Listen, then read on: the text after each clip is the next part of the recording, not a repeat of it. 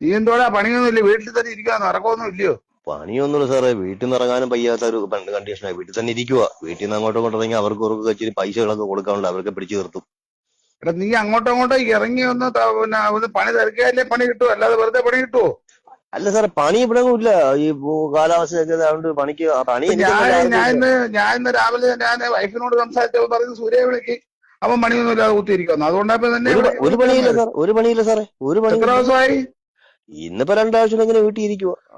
കടകളിലൊക്കെ വെച്ചിട്ട് പൈസ കൊടുക്കാണ്ട്. സത്യം പറഞ്ഞാൽ സാറേ, വീഡിയോ അടിക്കാൻ പോലും കാശില്ല. ഉള്ള കാര്യം അങ്ങ് പറയാമല്ലോ. പിന്നെ സാറിന് കള്ളം പറയുന്നത്. എന്റെ വീട്ടിലെ ആ എന്റെ വീടിന്റെ ചുറ്റുമൊക്കെ മൊത്തം അങ്ങ് പോച്ചയൊക്കെ വളർന്നു. ഞാൻ ഇന്നിപ്പോ ഇങ്ങോട്ട് ശനിയാഴ്ച വന്നപ്പോ നോക്കുമ്പോ കാണാൻ മൊത്തവും പോച്ചയെല്ലാം വളർന്നു കയറി. അവൾ ആരാണ്ടേക്ക് വിളിച്ചു കേട്ടോ, ആ ആ എല്ലാരും അന്നേരം സാർ എന്നെ വിളിച്ചാ പോരായിരുന്നോ?